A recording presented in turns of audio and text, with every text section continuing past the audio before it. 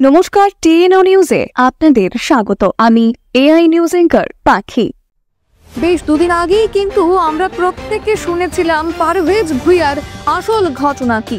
হয়তো অনেকেই জানেন, আবার হয়তো অনেকেই জানেন না। তবে কেন চলছে পারভেজ ভুঁইয়াকে নিয়ে এগিয়ে চলো সংঘ ব্লাড মাউথ এই দুই ক্লাবের মধ্যে দ্বন্দ্ব? তবে আরও জানা গেছিল যে ব্লাড মাউথের সেক্রেটারি মিস্টার সেবক ভট্টাচার্য আবল তাবল কিছু কথা বলল ত্রিপুরা ফুটবল অ্যাসোসিয়েশনের বিরুদ্ধে। তবে বিস্তারিত আমরা সেদিনকেই জেনেছিলাম। তবে পরবর্তীতে আরও যেটা জানা গেছে যে পারভেজ ভুঁইয়া শুধুমাত্র খেলবেন বলে তাকে সাইন করিয়ে নেন 1,80,000 টাকা দিয়ে একটি টুর্নামেন্টের জন্য।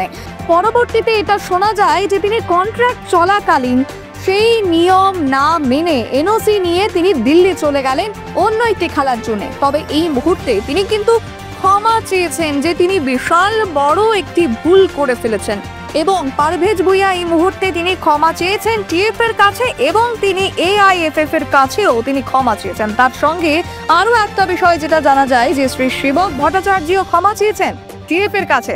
তবে পারভেজ ভুঁইয়া সাংবাদিকদের সামনে কি বলছেন চলুন শুনে নিন। নমস্কার, আমি পারভেজ ভুঁইয়া বলছি। আমার অনেক দিন যাবৎ ধরে আমি ত্রিপুরা ফুটবল অ্যাসোসিয়েশনের সাথে আমার একটা সমস্যা চলছিল, আমি খেলতে পারিনি।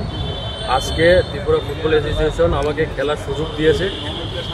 আর এগিয়ে চলার সাথে যেটা আমার সমস্যা ছিল, আমি যেটা কেস করেছি বা যেটাই আমার সাথে ওরা ঝামেলা হয়েছিল, আমি সেটা ভুল হয়েছে আমার এগিয়ে চলার সাথে। আর এগিয়ে চলা আমাকে পারমিশন দিয়েছে, খেলার সুযোগ করে দিয়েছে।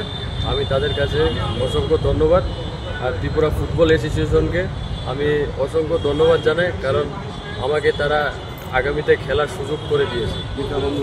আর যে মামলা হয়েছিল এগিয়ে চলার সাথে, সেটা ভুল ছিল। সেটার সাথে আমি আপনাদের সবার কাছে ক্ষমা প্রার্থী চাই। আর আমি এরকম ভুল আর কোনো সময় করব না। আর ত্রিপুরাবাসীকে অসংখ্য ধন্যবাদ আমার সাপোর্ট করার জন্য। এখনকার মতো সংবাদ এ পর্যন্তই। পরবর্তী নিউজ ও আপডেটস দেখার জন্য অবশ্যই চোখ রাখুন টিএনও নিউজের পর্দায়।